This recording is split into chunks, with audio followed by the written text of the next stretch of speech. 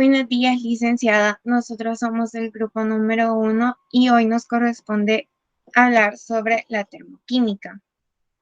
Las integrantes del grupo son Andrea Aquino, Dana Calderón, Daniela Caballero, Keila Cruz, Marjorie Campos, Natalie Chicas, Catherine Ayala, Alexandra Choto, Susana Cruz y su servidora Alejandra Calderón.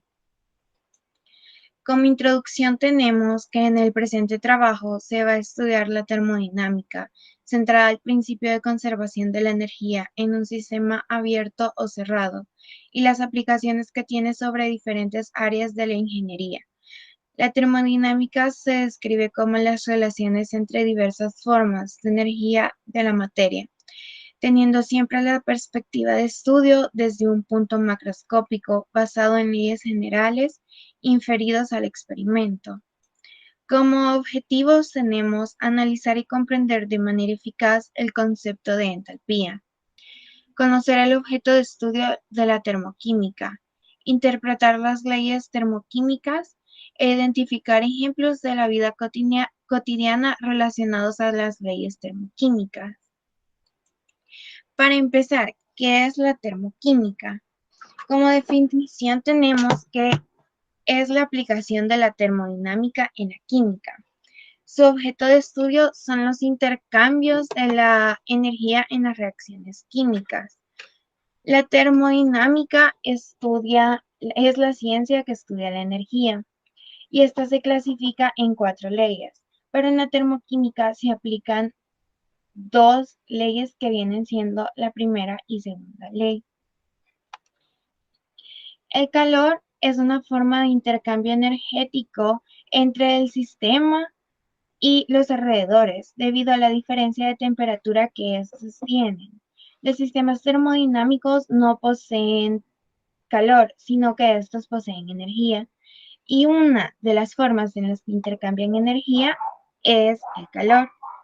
Este siempre va a fluir del cuerpo de mayor temperatura al de mayor temperatura, hasta alcanzar el equilibrio térmico, en cuyo momento las temperaturas de ambas se van a igualar. Teniendo en cuenta estos 3 factores, podemos formular la siguiente ecuación. Q es igual a M por CE por delta T, donde Q es la cantidad de calor necesario para elevar la temperatura del cuerpo. M es la masa del cuerpo. CE es el calor específico del cuerpo y delta T el cambio de temperatura. La cantidad de calor que hay que suministrar a una sustancia para modificar su temperatura va a depender de 3 factores. El cambio de temperatura que sufre la sustancia, la masa de la sustancia y el tipo de sustancia. Historia de la termodinámica. Esta marca sus inicios en 1824 y fue Sadiq Carnot en 1824 el primero en demostrar que se podía obtener el trabajo del intercambio del calor entre las dos fuentes a diferentes temperaturas, a través del teorema de Carnot y la máquina de este, basada en el mismo ciclo. Cuantificó este trabajo e introdujo el concepto de eficiencia termodinámica. En 1848, Lord Kelvin, utilizando la máquina de Carnot, introdujo el concepto de temperatura termodinámica efectiva y es responsable de una declaración del segundo principio de la termodinámica. En 1850, James Prescott Joule demostró la igualdad de las dos formas de la energía. Entonces se creía que el líquido calórico todavía existía. Habiendo llegado a esto, se planteó que si fuera posible obtener el calor total del trabajo, no hubiera sido posible obtener el inverso.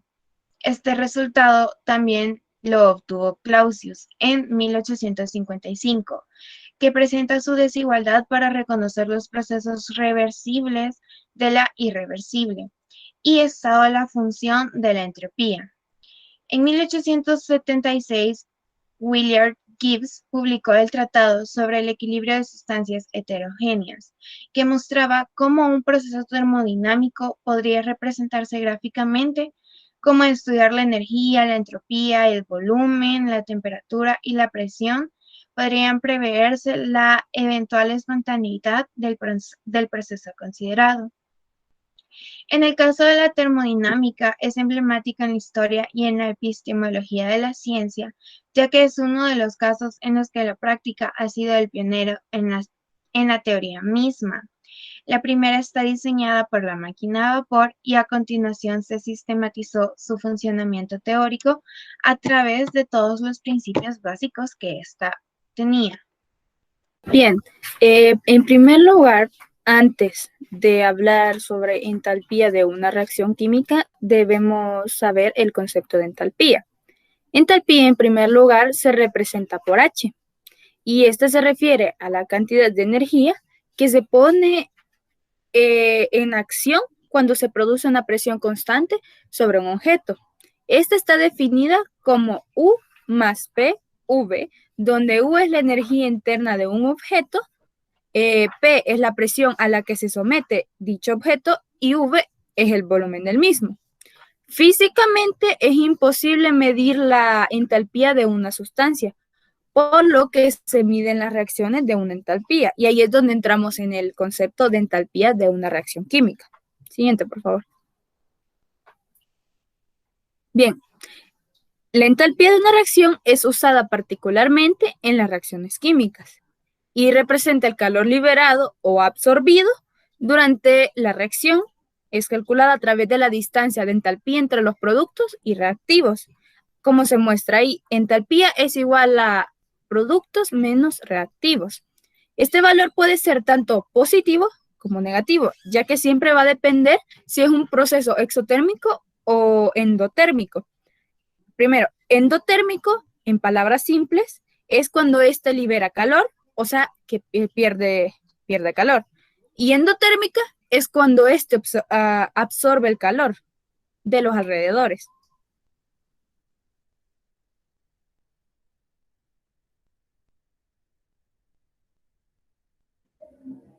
Muy bien, ahora definiremos más profundamente lo que son las reacciones exotérmicas. Estas son aquellas reacciones donde se libera calor. Esto significa que la energía de las moléculas de los productos es menor que la energía de las moléculas de los reaccionantes. En las reacciones químicas exotérmicas se desprende calor, por lo tanto es negativo y significa que la energía de los productos es menor que la energía de los reactivos, por ejemplo, las reacciones de combustión. Como podemos ver en las diapositivas, ahí hay un ejemplo de reacción. Esta reacción desprende calor al ambiente, que puede ser un vaso de precipitado de agua, ¿verdad? Con agua. Y se observará un aumento de la temperatura del agua. El efecto de esta reacción exotérmica es aumentar la temperatura ambiente. Ese es el objetivo de las reacciones exotérmicas, que aumenten la temperatura ambiente. En cambio, las endotérmicas, esta es el sistema el sistema absorbe el calor del ambiente. Un ejemplo de ello es la fusión del hielo. ¿Por qué son importantes las reacciones exotérmicas? Estas son muy importantes en la ciencia bioquímica. Mediante estas, las reacciones de este tipo de organismos vivientes obtienen la energía mediante el metabolismo. Esto ayuda a que ellos se sostengan a sí mismos, que se adapten a un ambiente conforme el metabolismo. Ahora yo voy a hablar acerca de las principales características de las reacciones exotérmicas. La principal característica que las hace ser exotérmicas son las que liberan energía de forma de calor. La energía liberada proviene de los mismos reactivos, o sea que toda reacción química requiere de cierta energía de activación para ocurrirla. En el caso de las reacciones exotérmicas, esta energía viene de los mismos reactivos cuando se transforman en productos. Los productos de las reacciones exotérmicas siempre son más estables que la energía en la que la forman. Tenemos que saber que pierden parte de su energía en forma de calor. Por esta razón, los productos siempre quedan con menos energía que los reactivos. Esto hace que sean mucho más estables. Sabemos que tiene una variación de entalpía negativa. Esta es una forma fácil de saber si una reacción es exotérmica o no. Cualquier reacción que tenga un delta H es negativo. Entonces será exotérmica. Solo necesitamos un detonante para ocurrir en la mayoría de estos casos. Muchas reacciones exotérmicas solo necesitan algo que les dé la energía suficiente para iniciarla. Luego de esto, el mismo calor de ellas hace que libere suficiente para mantener a la reacción andando.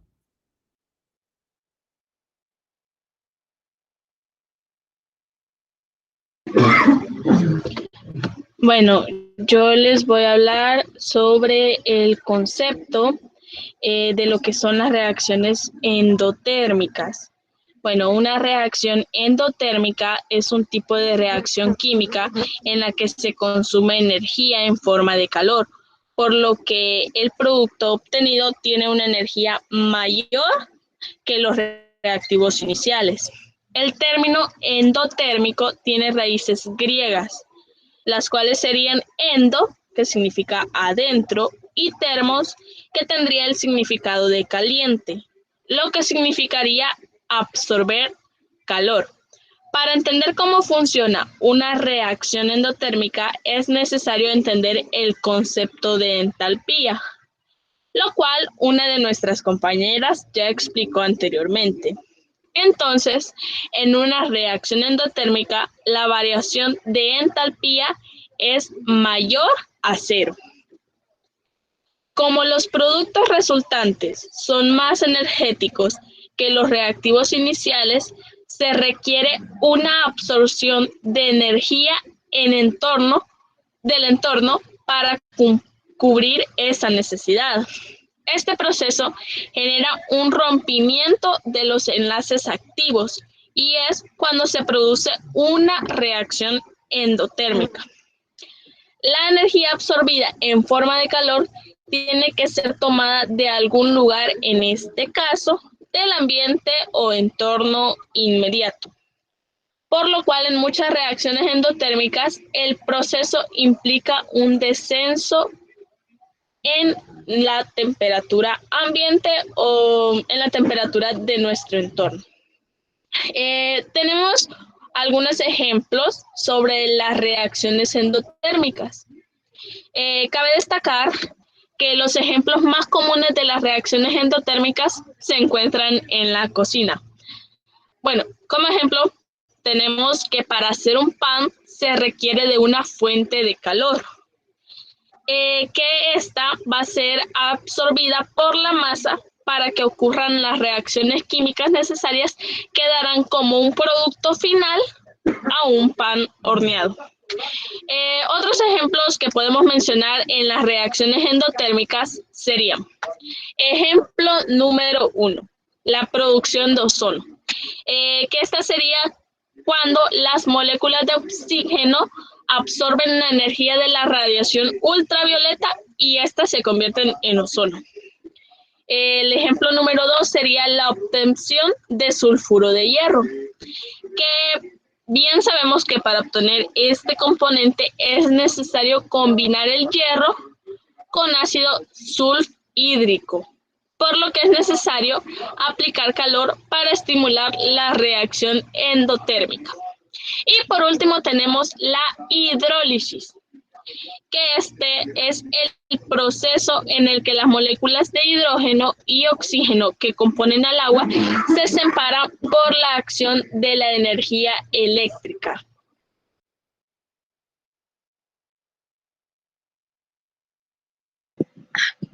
Yo les voy a hablar acerca de las principales características de las reacciones endotérmicas. Primero que nada, estas se caracterizan por que estas absorben energía en vez de liberar como las exotérmicas, estas absorben lo que es la energía. Para que estas puedan ocurrir, se necesita que los reactantes tengan menos energía que los productos, ya que los reactantes necesitan la energía para poder producir y esto hace que el producto tenga más energía calórica. Gracias.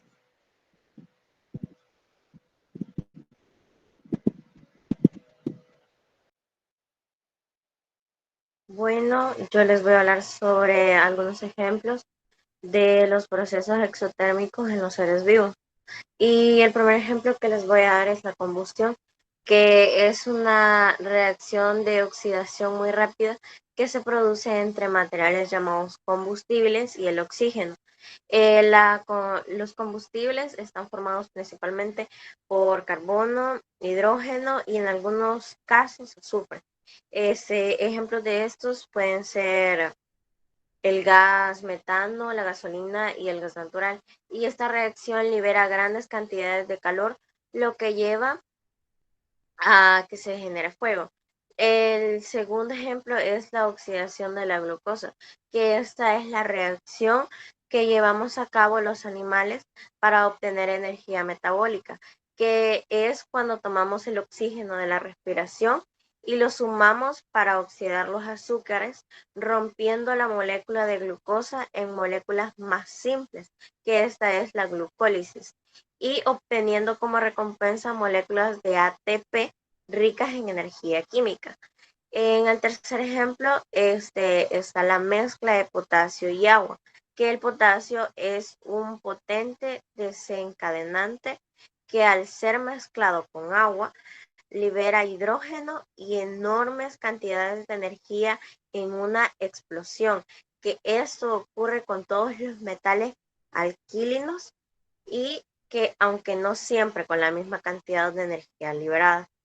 El siguiente es la formación de amoníaco, que para formar el amoníaco se hace reaccionar nitrógeno e hidrógeno, lo que supone que la obtención de una molécula menos energética que las moléculas puestas en reacción, esa diferencia de energía debe liberarse y ocurre como un incremento de temperatura o de bien calor, ¿no? Y el último ejemplo es la respiración de los seres vivos. Y se dice que la respiración es el proceso de intercambio de gases entre los seres vivos y el medio ambiente. En el caso de los humanos y los animales, la respiración implica el reemplazo del dióxido de carbono en los pulmones por oxígeno del aire. Gracias.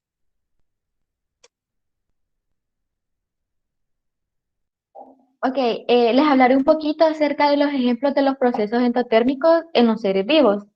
Y como primer ejemplo tenemos la producción de ozono en la atmósfera.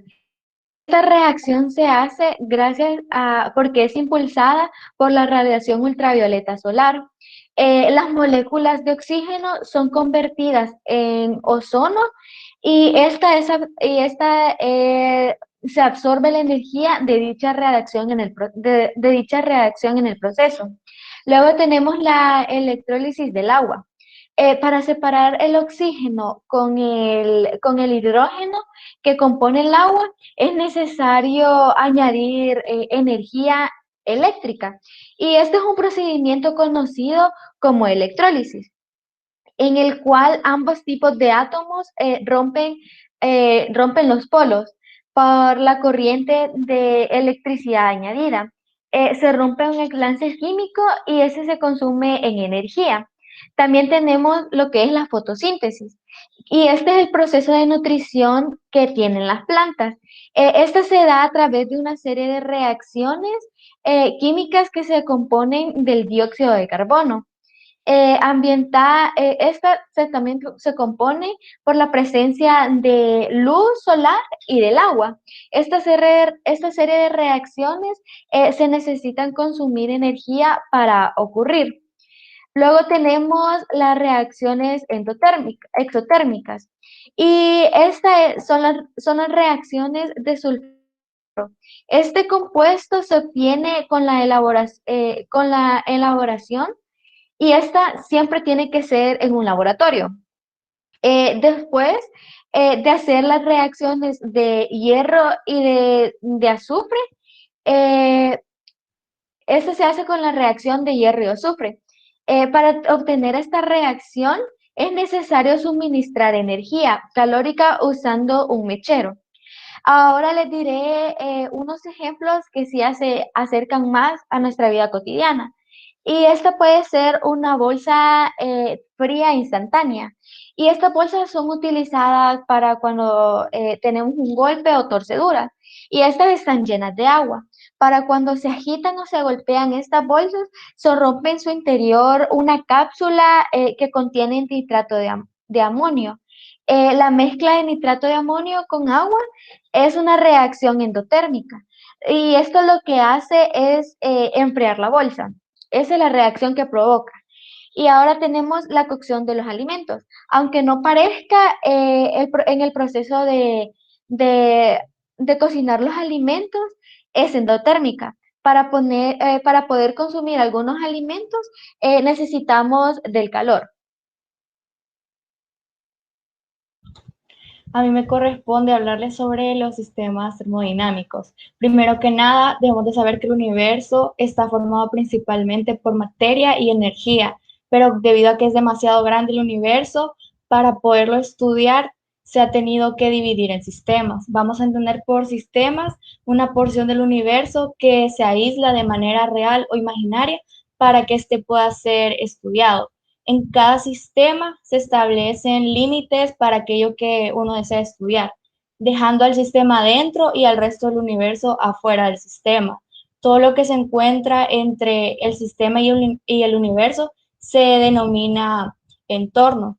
Entonces, existen 3 tipos de sistemas que se diferencian entre ellos por su capacidad de intercambiar energía y materia con el entorno. Y estos son el sistema abierto, el sistema cerrado y el aislado. El sistema abierto. En este caso, la materia y la energía pueden entrar y salir libremente a través del límite del sistema. Esto quiere decir de que la energía y la materia hay un intercambio con el entorno. Por ejemplo, supongamos que nosotros queremos poner a hervir el agua en una olla. Nosotros al aplicar el fuego estamos poniendo energía en forma de calor. Esto quiere decir que se ingresa energía al sistema, mientras que el agua al evaporarse se libera la materia. De esta forma sale materia del sistema, el sistema cerrado. En este caso, puede entrar y salir energía, pero no materia. Por ejemplo, nosotros ponemos agua caliente en una botella y la cerramos con una tapa. Al estar cerrado, no va a haber intercambio de materia con el entorno, ya que es imposible debido a que está tapada. Sin embargo, puede haber un intercambio de energía, ya que si dejamos la botella en el medio ambiente, esta se va a enfriar y va a perder energía que se encuentra en forma de calor. Y el sistema aislado.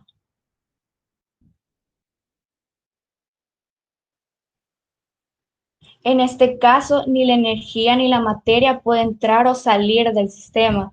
Por ejemplo, los termos. Esto sucede igual que la botella cerrada, no puede haber un intercambio de materia con el entorno. En este caso, el termo está hecho con un material que es aislante, lo que impide que el calor se escape. Y para finalizar, en resumen, podemos decir que el sistema abierto hay un intercambio de materia y energía con el entorno. En el sistema cerrado hay un intercambio de energía con el entorno, pero no hay un intercambio de materia con el entorno. Y mientras que el sistema aislado no hay ni un intercambio de materia ni de energía. Gracias. Leyes de la termodinámica en las que se basa la termoquímica. La primera ley de termodinámica, o también llamada ley de conservación de la energía. Esta ley afirma que la energía no se crea ni se destruye, solamente se transforma. Como consecuencia de esto, un aumento del contenido de energía de un sistema requiere de una correspondiente disminución en el contenido de energía de otro sistema. ¿Cómo lo expresa esta ecuación? El cambio de la energía en el sistema más el cambio de la energía en los alrededores es igual a 0. Si un sistema experimenta un cambio de energía, el resto del universo o los alrededores deben experimentar un cambio de energía de la misma magnitud, pero de signo opuesto. En química, generalmente se estudian los cambios asociados al sistema. Puede ser que un reactor contenga reactivos y productos, es decir, el sistema será la reacción química que se está realizando. El cambio de la energía interna de un sistema es igual al calor añadido al sistema menos el trabajo realizado por el sistema, como lo expresa la ecuación siguiente. Cambio de la energía interna es igual al calor añadido al sistema menos el trabajo efectuado por el sistema. La ley de conservación de la energía aplicada en la termoquímica. En los textos de la química es común escribir la primera ley como cambio de la energía interna es igual a calor añadido al sistema más trabajo. Por supuesto que esa es la misma ley, la misma expresión termodinámica que enuncia la primera ley de la termodinámica. En el contexto de procesos y reacciones químicas suelen ser más comunes encontrarse con situaciones donde el trabajo se realiza sobre el sistema más que el realizado por el sistema. La entalpía. ¿Cómo se relaciona el término entalpía en la química? En la termodinámica de reacciones químicas y en los procesos no cíclicos son útiles 4 cantidades llamadas potenciales termodinámicos. Estos son la energía interna, la entalpía, la energía libre de Helmholtz y la energía libre de Gibbs. La entalpía se define por entalpía es igual a energía interna más presión por volumen. Por tanto, la entalpía es una variable de estado medible de forma precisa, puesto que se define en función de las otras 3 variables de estado medibles de forma precisa. Es algo paralelo a la primera ley de la termodinámica en un sistema a presión constante. El calor es igual al cambio en la energía interna más la presión por el cambio en el volumen, puesto que en este caso calor es igual a cambio en la entalpía. Se trata de una cantidad útil en el seguimiento de las reacciones químicas. Si como resultado de una reacción exotérmica se libera un poco de energía de un sistema, tiene que aparecer de alguna forma medible en función de las variables de estado.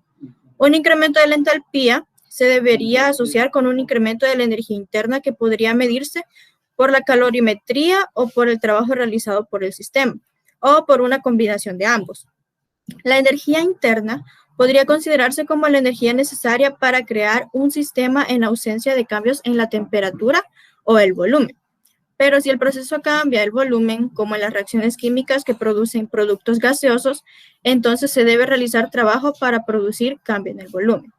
En un proceso a presión constante, el trabajo que debe realizarse para producir un cambio en el volumen es la presión por el cambio en el volumen. Por tanto, el término presión por volumen se puede interpretar como el trabajo que se debe hacer para crear espacio para el sistema, si se presume que empezó con un volumen de 0. Segunda ley de la termodinámica, o también llamada ley de la entropía.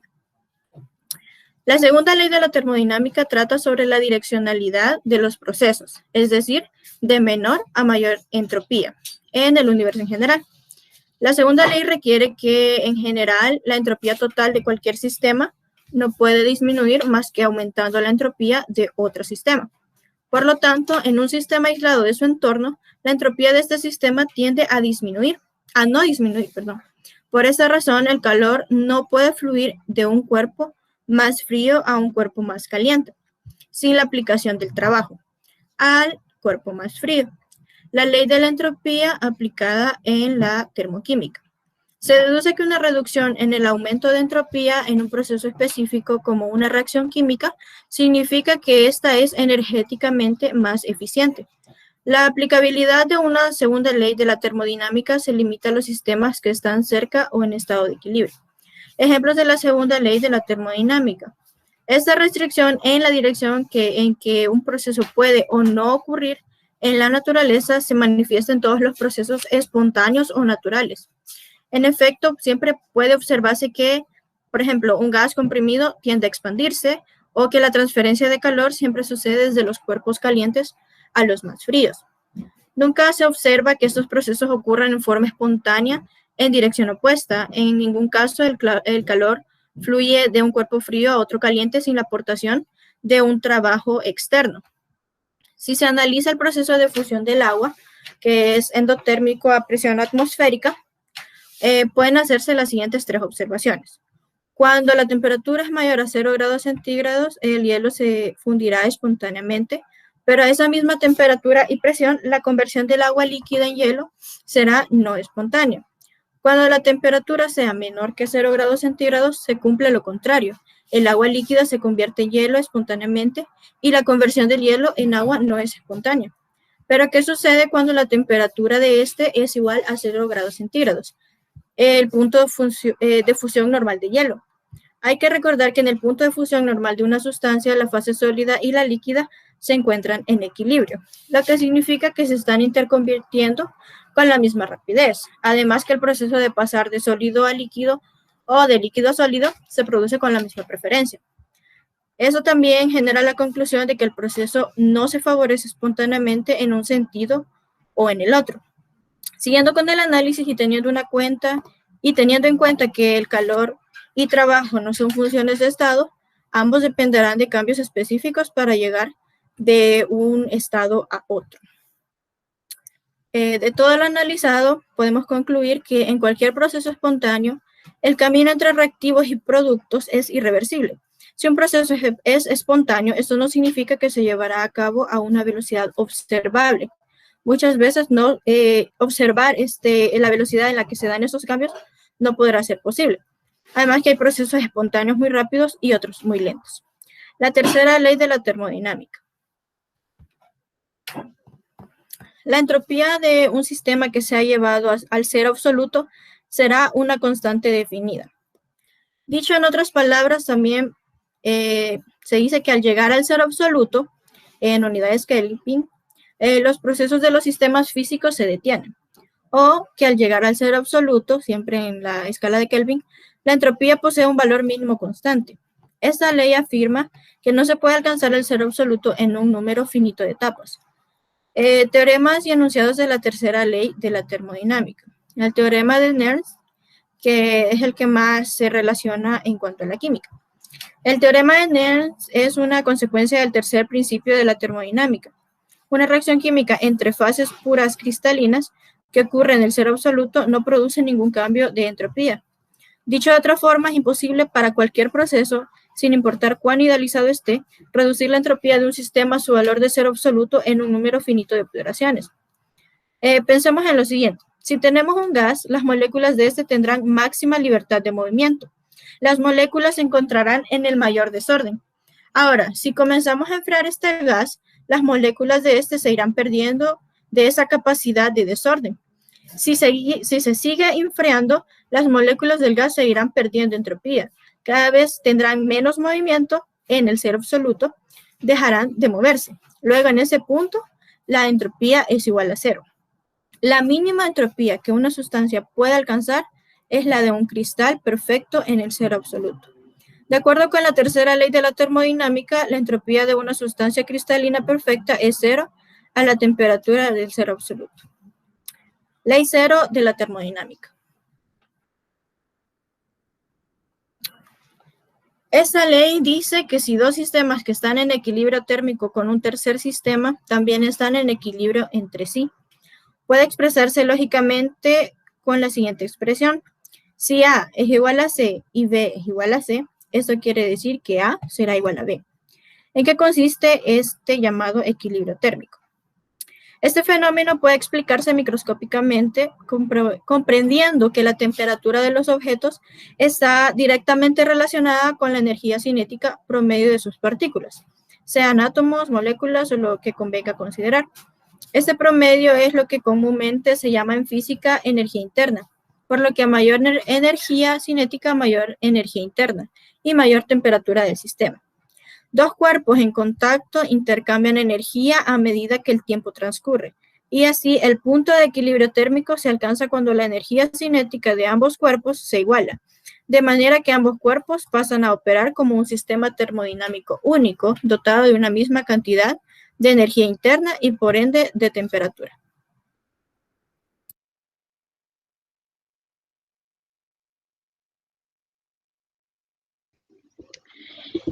Bueno, proseguimos con cuáles son las variables físicas que describen el estado de un sistema. Bueno, en termodinámica, el estado de un sistema está caracterizado por un cierto número de parámetros llamados variables de estado, tales como lo son el volumen, la temperatura, la presión y la cantidad de materia.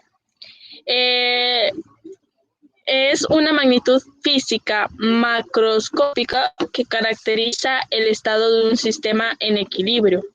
Entonces, dado un sistema termodinámico en equilibrio, puede escogerse un número finito de variables de estado, tal que sus valores determinan unívocamente el estado del sistema.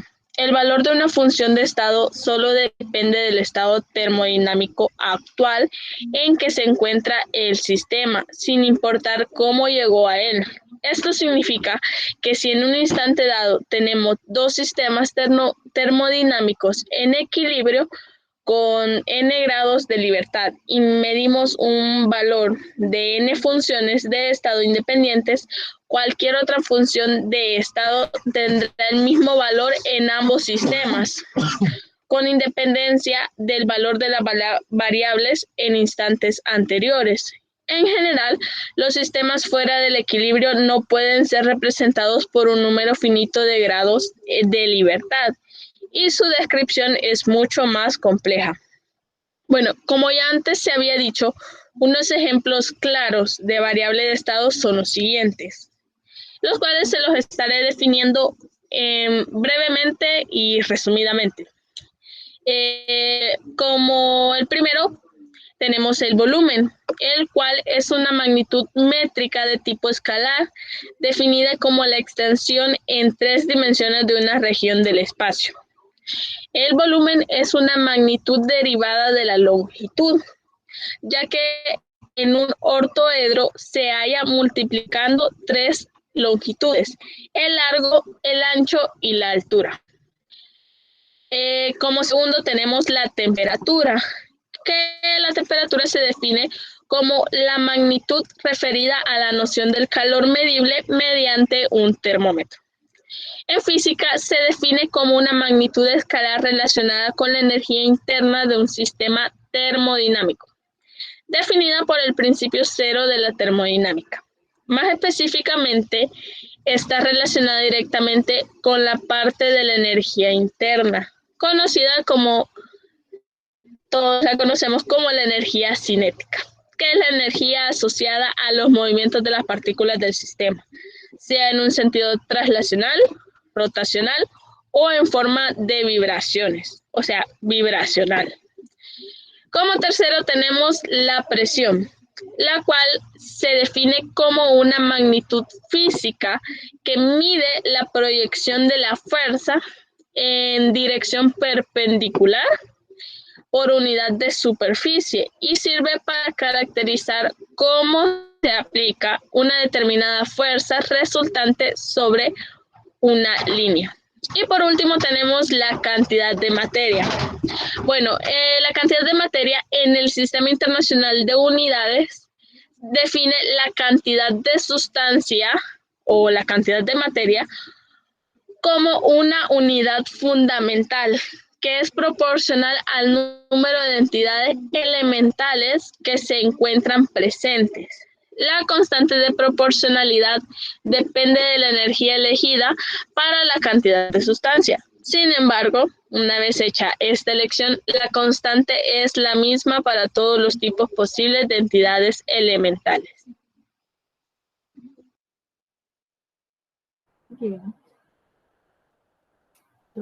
Bien, en cuanto a los ejercicios, aquí se nos plantea la descomposición térmica de 1 kilogramo de carbonato cálcico 3, o sea, es un sólido, para dar óxido de calcio y dióxido de carbono 2 requiere 1781 kilojoules.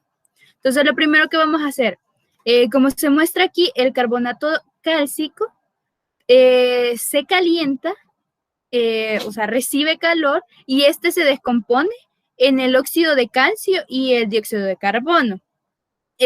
Aunque aquí no nos lo dicen en el ejercicio, nosotros ya podemos suponer que las condiciones son estándar, o sea, 1 atmósfera y 25 centígrados, por lo que su entalpía tendrá un índice 0 por ser condición estándar. Bien. Según el ejercicio se requiere 1781 kilojoules, o sea, que el entorno debe darle ese calor para que éste se descomponga, o sea que es una reacción endotérmica, la cual ya se explicó anteriormente. Entonces, tomando esto en cuenta, la delta de la entropía debe ser mayor a 0. Por lo que empezamos a poner los valores y vamos a hacer una sustitución. Ponemos primeramente 1781 kilogramos sobre 1 kilogramo de carbonato cálcico. Y ponemos que 1 kilogramo equivale a 1000 gramos. Y 100 gramos de carbonato cálcico. Esta cantidad la sacamos del peso molecular de los elementos que componen, de los que lo componen, que sería el calcio, que equivale a 40, el carbono a 12 y el oxígeno a 16. Pero este se multiplica por el número que contiene. Entonces, y esto equivale a un mol. Entonces empezamos a quitar unidades, gramos se van con gramos, kilogramos se van con kilogramos, y como resultado nos da 178,1 kilojoules sobre mol. Entonces la entalpía de esta descomposición química sería 178,1 kilogramos sobre mol.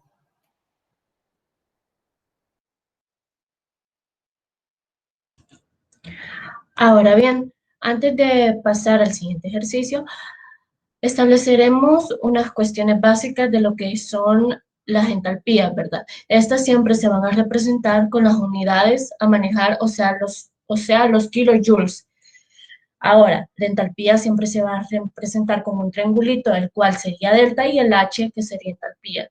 Para el siguiente ejercicio, vamos a usar la fórmula de sigma, o sea, de suma, de los delta H de los productos menos sigma de los delta H de los reactivos. Ahora le damos el enunciado. Determinar la entalpía de la reacción para el proceso. La reacción que ven es la reacción de la hidracina con el peróxido de hidrógeno. Se usa siempre en la propulsión de cohetes. Ahora, a partir de los siguientes datos, entalpía A, podemos ver aquí al final un triángulo H, y el A es igual a menos 622 kilojoules. Entalpía B, menos 285,8 kilojoules, menos 187,8 kilojoules. Ahora, ¿de dónde se sacan estos datos? No se pueden sacar de la luna, obviamente, sino que estos datos en el ejercicio siempre tienen que venir. Ahora, según la ley de Higgs, la entalpía de reacción es la suma de las entalpías de las reacciones por etapas que da la reacción deseada. Ahora, estas entalpías que ya están dadas en el ejercicio las vamos a sumar. Como ustedes pueden ver, entalpía A más entalpía B menos entalpía C. Aquí hay dos coeficientes con una representación de 2. Ahora, la entalpía 2 el coeficiente 2 la vamos a multiplicar con la entalpía B. Siempre se va a hacer una multiplicación con las entalpías, ¿verdad? Con los coeficientes, si es que la reacción te lo da, o si no, pues no.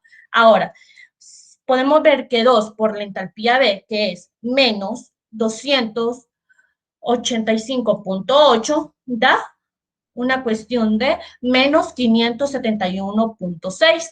Ahora vamos a hacer lo mismo con la siguiente entalpía, que sería la C. 2 por menos 187,8 sería menos 375,6. Ahora, estos ejercicios se van a sumar todos. Menos 622,2 menos 285,8 más menos 187,8 nos da menos 818,2 kilojoules. Entonces, ¿a qué conclusión llegamos con eso? Que esta reacción es exotérmica, ya que toda reacción, absolutamente toda reacción que nos dé negativo va a ser exotérmica. ¿Y qué quiere decir exotérmica? Esta reacción emerge afuera lo que es energía. Ahora, para estar más claros, en termodinámica, la ley de Higgs, propuesta por el científico Higgs en el año 1840, establece que si una serie de reactivos reaccionan para dar una serie de productos, el calor de la reacción liberado o absorbido es independiente de si la reacción se lleva a cabo en una o dos más etapas. O sea, no importa si la reacción emite o absorbe, o sea, o al emitir es exotérmica, al absorber es endotérmica.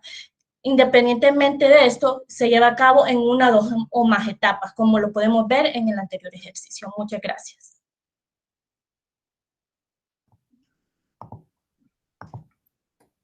Ahora vamos con el tercer ejercicio, que primero vamos a leer el enunciado. Y dice que sabemos que el carbono en forma de grafito a la presión y temperatura posee un calor de reacción de menos 390 kilojoules mol. Y dice calcular la cantidad de oxígeno necesaria para que se obtengan 525 kilojoules. Tenemos que saber que ese signo menos, que sale en menos 300 kilojoules mol, es muy importante y ya lo vamos a ver después. Después vemos la combustión en forma de grafito, que es carbono sólido más O2, siguiendo por CO2. Después vemos la reacción entalpía, que la reacción entalpía es igual a menos 390 kilojoules.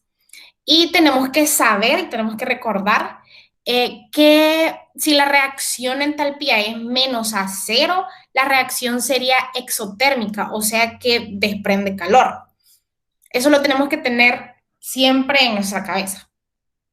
Ahora podemos empezar a hacer el procedimiento. Como primer paso tenemos que poner 525 kilojoules por un mol menos 390 kilojoules. Después observamos que el 525 tiene un menos y en el enunciado no tiene un menos. Entonces, ¿por qué se da esto? Tenemos que saber que si yo hago esta operación sin tener el signo negativo en el 525, esto me dará una respuesta negativa. Y tenemos que saber que los moles o los gramos no pueden ser negativos. Por eso ponemos el menos 525 kilojoules. Pero también lo podemos pasar a positivo, que serían los datos en positivo, que solo cambiaríamos el signo menos de 390 kilojoules. Después de hacer menos 525 kilojoules por un mol O2 menos 390 kilojoules, esto nos da un valor de 1.34 mol O2. Ese 1.34 mol O2 le damos por 32 gramos O2 y por un mol O2, que eso nos va a dar una respuesta de 47.07 gramos O2. Ahora nos preguntamos, ¿de dónde sacamos ese 32? Ese 32 se saca de la masa atómica que pusimos arriba, que O es igual a 16. Es igual a 16. Entonces, para sacarlo, tenemos que sacar la masa molecular de O2. Tenemos que saber que lo podemos hacer por 2 por 16, que eso nos da un resultado de 32 gramos mol. Después de eso, tenemos que eliminar moles y moles y kilojoules, kilojoules, para que la respuesta nos dé 43.07 gramos O2. Gracias.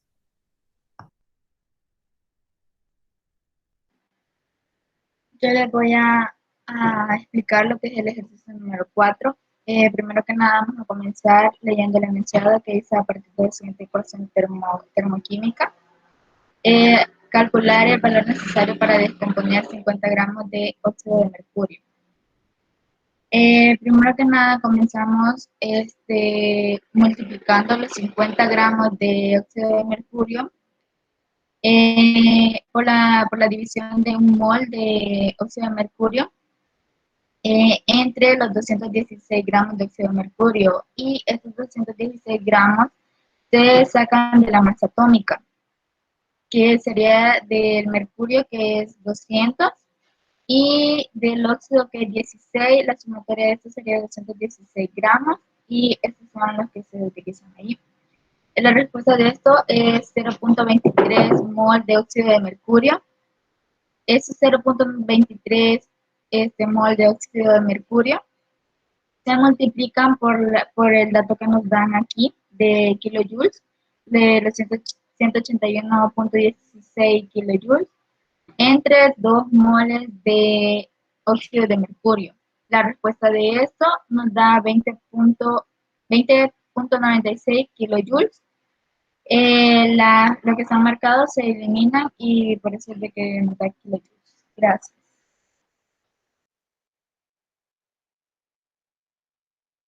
Bueno, yo les voy a efectuar el último ejercicio y es el enunciado es el siguiente. El calor de combustión del propano con las siglas C3 y H8 a 25 grados y con una presión de una atmósfera que es menos 2.220 kilojoules por mol. Y dice que vamos a calcular qué cantidad de energía puede obtenerse de una bombona de 8 kilogramos de gas de un 75% de riqueza. Vamos a seguir con lo primero, que vamos a hacer la reacción, y se dice que la combustión siempre va a ser C3H8 más oxígeno 2, que esto va a dar CO2 más agua, y ese lo vamos a ajustar a la reacción.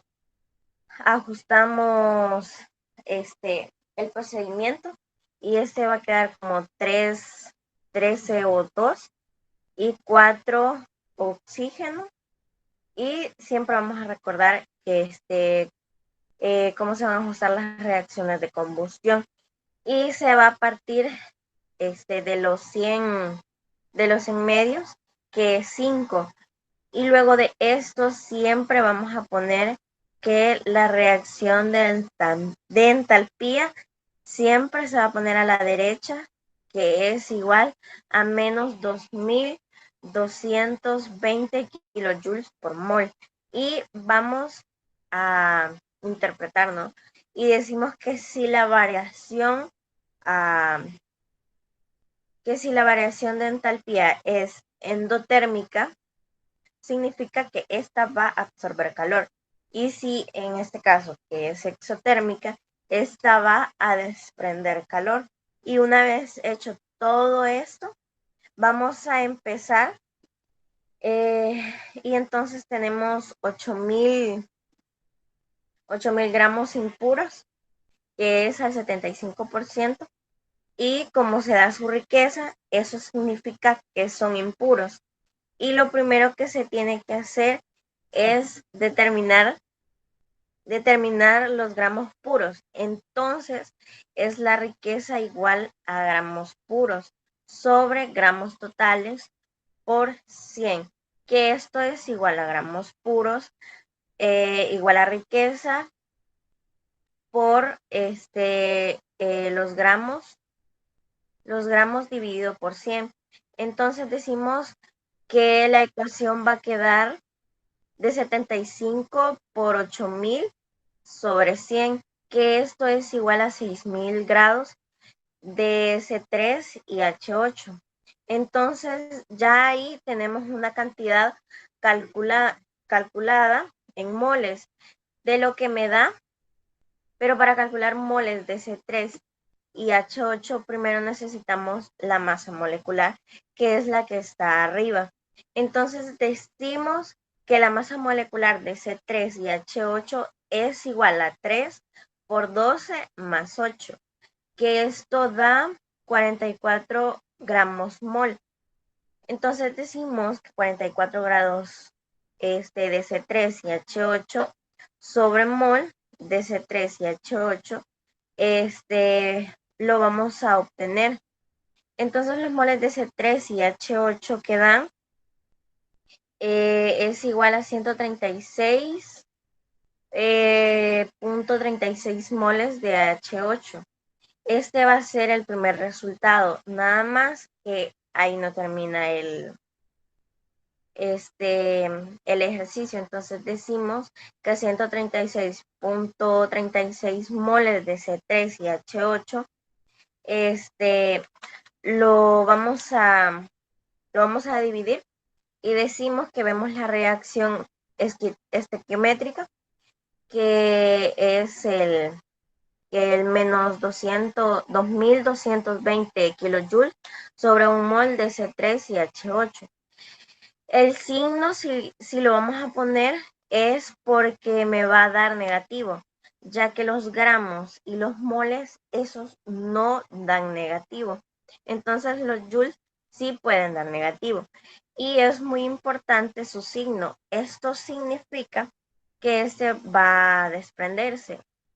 Se obtiene ese calor, entonces vamos a decir que vamos a hacer la operación que anteriormente les dije, y ese va a dar un resultado final de menos 302.719.2 kilojoules obtenidos. Ese sería el resultado final de la ecuación que hemos efectuado. Gracias. Como conclusión podemos decir que la termoquímica es la aplicación de la termodinámica al estudio de la química, siendo esta el estudio de los intercambios de energía que acompañan a las reacciones químicas. Hecho experimental es que en toda reacción química hay una variación de energía, manifestada normalmente por la emisión o absorción de calor. El principal objetivo de la termoquímica como tal es el estudio de estas variaciones de energía. De su importancia puede darnos idea el hecho de que no solo hay muchas reacciones, en especial las de combustión, que tienen como único objetivo el aprovechamiento de la energía desprendida y también el estudio de la espontaneidad de una reacción. Se puede decir de una manera generalizada que la termodinámica es la ciencia de la energía, y se podría añadir que también se ocupa de la entropía. En resumen, la termoquímica estudia las variaciones de energía como entalpías de reacción y energías libres. Permite también determinar, basándose en ciertas condiciones como lo es la temperatura o las concentraciones, la factibilidad que tiene una reacción al realizarse, y también la obtención teórica de las constantes de equilibrio y métodos para mejorar los rendimientos de las reacciones. En este momento presentaremos nuestra bibliografía.